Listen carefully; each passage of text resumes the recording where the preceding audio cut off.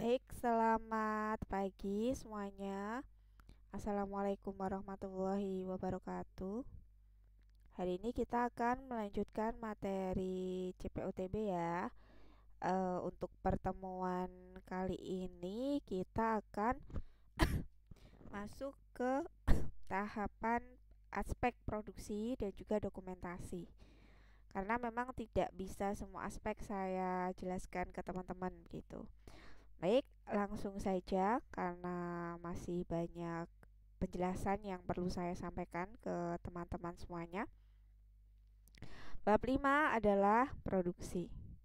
Dimana kalau kita lihat dari ketentuan dari cara pembuatan obat tradisional yang baik, tujuan dari produksi atau persyaratan dari produksi, dimana prosedur produksi pasti ada prosedur produksinya itu ya. Harapannya menjamin obat tradisional yang dihasilkan dari proses produksi tersebut memenuhi persyaratan mutu ya.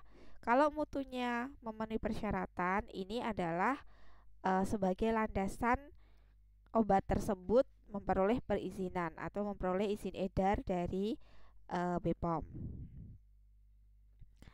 Nah, apa saja kira-kira yang perlu teman-teman perhatikan atau bagian produksi dari CPOTB itu dijelaskan atau dibahas di dalamnya ya. Kurang lebih gambarannya seperti ini. Jadi ada validasi. Kalau validasi kemarin terkait metode ya. Kalau kalibrasi terhadap alat ya. Kalau kualifikasi terhadap mesin itu kan. Kemudian yang kedua di sini pencegahan kontaminasi silang. Nah, ini penting sekali untuk pencegahan kontaminasi silang karena ruang produksi itu minimal adalah kelas grey ya. Dimana kalau untuk produksi terkait obat tradisional itu minimal grey area. Karena kalau tidak memproduksi di unsteril itu beda lagi. Kalau dia produksi di unsteril ya dia wet area gitu.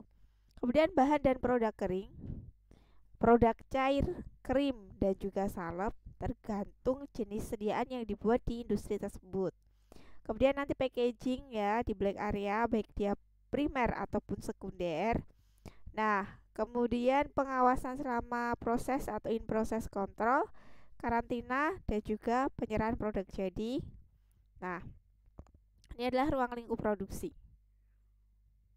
Di sini ini urutannya ya dari yang perlu diperhatikan gitu kan ya. Nah, di sini di ruang penimbangan. Jadi ini contohnya adalah proses awal bahan baku ya, terutama yang akan digunakan itu adalah penimbangan. Jadi di ruang produksi awal atau di urutan atau alur produksinya itu yang pertama dilakukan adalah penimbangan. Ini penting sekali, ini ruang produksi. Makanya alat timbang itu harus terkalibrasi. Nah, di sini ini bukan draft lagi ya karena sudah CPOTB 2021, jadi bukan draft lagi. Perbedaannya apa? Ya, perbedaannya yang digarisbawahi di sini ya. Ada kualifikasi, ada persetujuan, ada pemeliharaan pemasok bahan awal, ada pembelian dan juga penerimaannya. Semua ini harus didokumentasikan. Ya, harus ada catatannya. Terkait tingkat pengawasan juga, ya. Tingkat pengawasan terkait bahan, terkait proses pembuatan, terkait rantai pasokan, ya, dan lain sebagainya itu harus ada dokumentasinya. Kemudian di sini pemasok apalagi, nah itu harus ada persetujuan ya kalau kita menggunakan distributor atau pemasok. Kemudian personel dalam kegiatan PPIC terutama atau inventory control juga di situ harus memiliki ini ya pengetahuan terkait pemasok, rantai pasokan dan risiko yang terkait. Kalau bisa ya, kalau bisa sih bahan awal adalah diberi langsung dari pabrik pembuatnya. Jadi katakanlah mau menggunakan ekstrak ya pabrik membuat ekstrak itu mana? Misalnya seperti itu. Kemudian ini persetujuan pemasok yang perlu diperhatikan untuk bahan aktif itu ketersediaan rantai pasokan ya. Kemudian catatan rantai pasokan, ketertelusuran, untuk bahan aktif yang digunakan apa gitu kan. Kemudian ada audit ya, terkait apa? Terkait pabrik pembuat dan juga distributor bahan aktif obat yang kita gunakan di produksi ya. Kemudian sesuai dengan CPA, ada istilah CPBA OTB ya, pedoman cara pembuatan bahan baku aktif obat tradisional yang baik. Nah, ini ada ininya sendiri, standarnya sendiri ya. Kemudian CDOTB ya, cara distribusi obat tradisional yang baik. Nah, ini perlu diperhatikan. Ini audit ya. Audit dipastikan dilakukan audit ya untuk melihat kekurangan, untuk melihat istilahnya ada nggak sih kurangnya atau lebihnya industri ini atau divisi ini, apalagi terkait produksi ya, dimana bisa menyebabkan potensi terhadap kontaminasi silang dan lain sebagainya. Nah, tadi untuk bahan aktif, kalau untuk excipientnya apa yang perlu dikendalikan? Kalau pemasok atau distributor yang kita gunakan untuk excipient, hasil penilaian resiko mutu. Ini ada hasil penilaian resiko mutu ya. Kemudian untuk apa di sini? Untuk memastikan ya bahwa CPOTB atau cara pembuatan yang baik untuk excipient terutama itu sudah disesuai dengan standar. Nah, ini bahan awal industri obat tradisional. Bahan awal harus diuji ya. Harus diuji. Bahan awal harus diuji. Kemudian bahan pengawas, bahan pengemas juga harus sesuai dengan spesifikasi ya. Jadi kita ada yang namanya spesifikasi terhadap bahan pengemas. Kemarin sudah Ibu contohkan ya. Spesifikasi terhadap bahan baku dan juga produk jadi gitu ya. Nah, bahan awal ini penting sekali untuk produksi. Bahan awal ini penting sekali. Di pendahuluan CPOTB kemarin sudah. Kenapa bahan awal itu penting? Apalagi terkait industri obat tradisional ya. Nah, ini harus ada Certificate of Analysis atau COA-nya. Harus ada. Bila tidak dilakukan pengujian sendiri. Nah, bila pada pengujian ada identifikasi ketidaksesuaian, maka dilakukan investigasi dan kemudian diambil tindakan yang tepat terkait investigasi atau temuan tersebut. Nah, ini terkait validasi di CPOTB 2011 tidak dipersyaratkan. Coba CPOTB 2021 ini 2021 terkait tentang validasi, di situ ada banyak sekali persyaratan ya. Nah, ditentukan secara rinci. Jadi terkait revalidasi ya atau validasi kembali secara berkala terkait proses ataupun protap. Nah, ini ada revalidasinya. Kemudian pencegahan pencemaran silang, kalau di 2011 ada tindakan teknis. Kalau 2021 ada resiko, manajemen resiko mutu ya.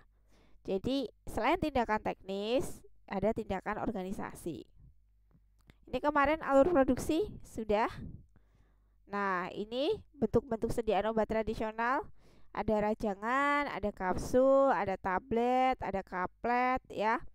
Tablet, pastiles, COD, pil dan lain sebagainya tergantung bentuk dari produksinya atau usahanya. Bentuk sediaan obat tradisional, obat luar ini untuk umot ya, parem, salep atau krim, cairan obat luar, COL, pilis, tapel, koyok, plester. Nah, ini contoh beberapa obat tradisional ya. Teman-teman bisa lihat sendiri dari sini contoh beberapa obat tradisional. Jamu terutama, kalau yang ada di sini ada kapsul ekstrak, ada pil ya, ada herbal ekstrak, ada cairan obat dalam, ada cairan obat luar ya, dan lain sebagainya. Oke, aspek produksi ini sudah tidak draft lagi. Jadi sudah CPOTB 2021. Aspek produksinya sudah tadi bahan awal, validasi, yang di atas tadi sudah pencegahan kontaminasi silang, sistem penomoran batch atau lot kemarin sudah Ibu singgung, penimbangan dan penyerahan, pengolahan, terkait bahan dan produk kering ya.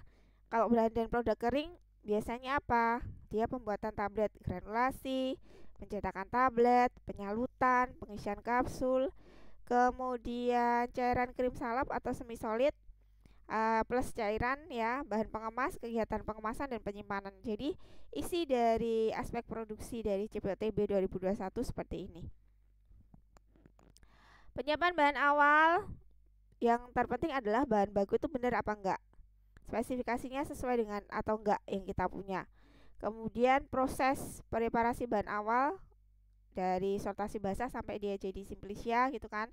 Pengujian mutu bahan baku dan bagaimana penyimpanannya di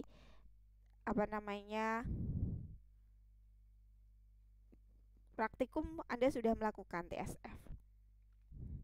Nah, ini rantai pasokan bahan alam dari petani ke pabrik sudah, alur proses produksi sudah, gudang penyimpanan.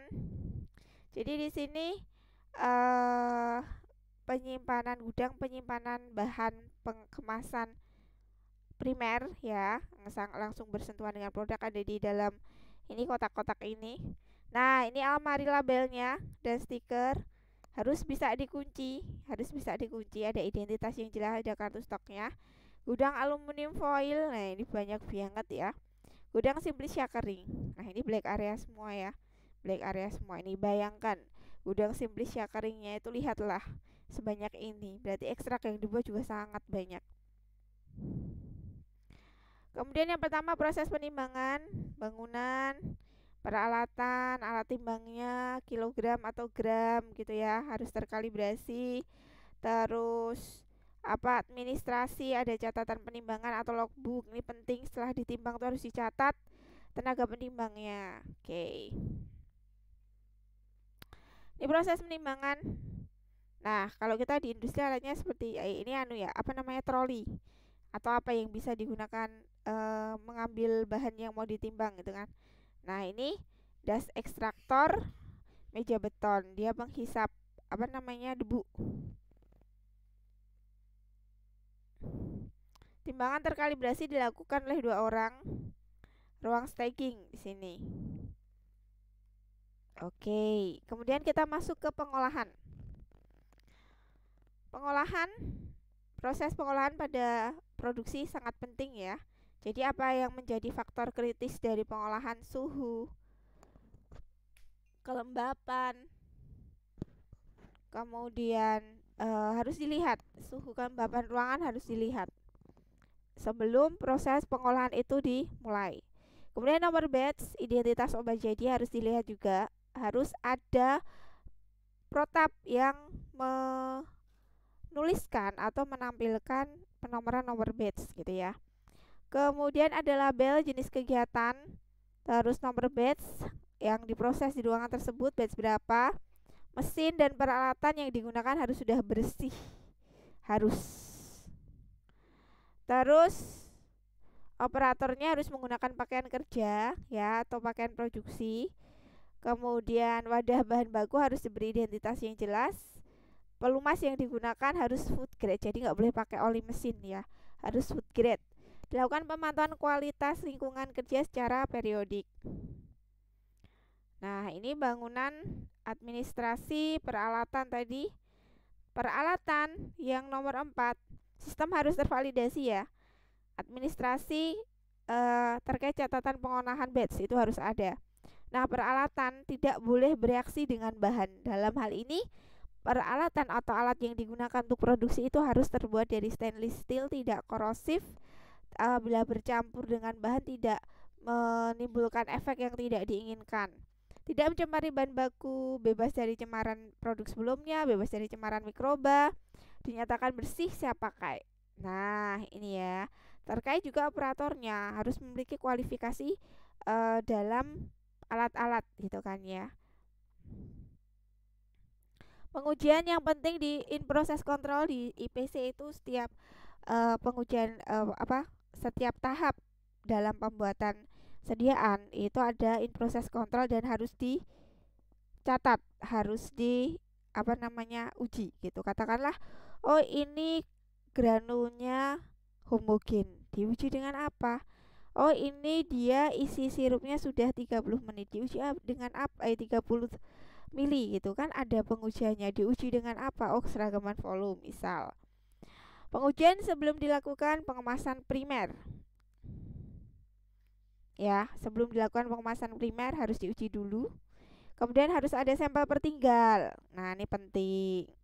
Sanitasi ruangan berdasarkan protap yang sudah dibuat, kemudian memakai bahan sanitasi yang sesuai. Ya, terkait juga sanitasi peralatan gitu ya, ada labelnya gitu.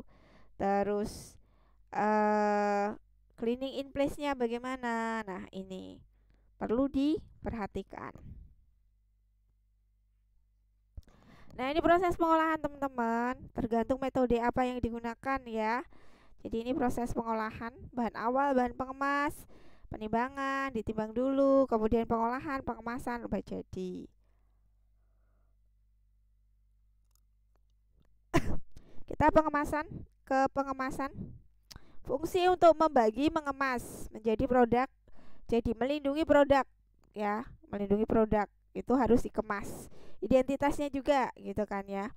Jadi pengemasan walaupun sepele ya kesannya, pengemasan itu harus dilaksanakan di bawah pengendalian yang ketat. Karena apa? Ada identitas produk kita atau brand kita, keutuhan kemasannya, mutu akhir produk yang dikemas itu bagaimana. Karena kan proses eh, preparasi dari atau pengujian ya, pengujian dari bahan itu kan sebelum pengemasan. Nah, penandaan selain pengemasan banyak yang terjadi terkait pengemasan gitu ya. Jadi sulit dideteksi, memang kadang-kadang pengemasan kelihatannya sepele tapi itu tetap tidak boleh gitu ya. Jadi anggapannya pengemasan bukan bagian yang penting ini dan diabaikan. Nah, itu salah besar. Jadi harus hati-hati ya. Kayak ini hampir sama kan. Nah, ini tapi beda gambarnya, mereknya juga beda. Misalnya seperti itu. Sistem pengemasan dan penandaan, dicek labelnya. Ini silakan dibaca ya. Pengemasan dilaksanakan kapan? Ada protap pengemasannya. Kemudian ada dokumen pengemasan, validasi prosesnya bagaimana. Terus line clearance-nya bagaimana, batch-nya bagaimana, pemakaian dari dan rekonsiliasi bagaimana. Kegiatan pengemasan ya. Kegiatan terdapat catatan pengemasan. Harus ada dokumentasi pengemasan yang menjamin bahwa produk ruahan, produk pengemas gitu ya, itu adalah benar. Kemudian ada rincian pelaksanaan pengemasan. Kemudian ada pemeriksaan jalur pengemasan ya, bahwa area kerja dan peralatan bebas dari produk lain. Nah, ini line clearance. Nah, ini bersih ya, line clearance ya.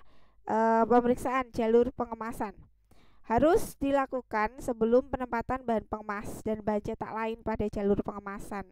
Jadi personil ini bertanggung jawab terhadap pemeriksaan kesiapan jalur pengemasan. Kegiatannya apa? Memastikan semua bahan ya dan produk sudah dikemas dengan baik. Kebersihan jalur pengemasan dan area sekitarnya, memastikan kebersihan mesin atau peralatan yang digunakan. Nah, ini sistem pengemasan tujuannya apa? Protektif, melindungi kualitas obat tradisional, melindungi lingkungan dari dampak obat. Jenisnya apa? Primer, sekunder. Apa yang perlu diinspeksi? Sudah ada, silahkan dilihat. Penandaan atau coding ya, label, karton, bahan pengemas dan bahan cetak lain yang memerlukan penandaan ya, terkait apa? Batch, lot, kadaluarsa dan lain-lain ya. Itu harus diawasi dengan seketat mungkin ya. Karena bahan yang akan sudah dikasih tanda itu memang harus disimpan dalam wadah yang tertutup rapat ya, supaya keamanannya terjamin.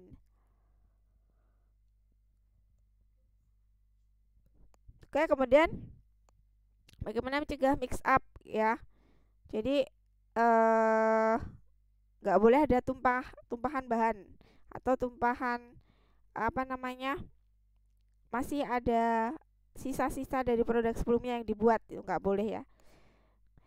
Oke.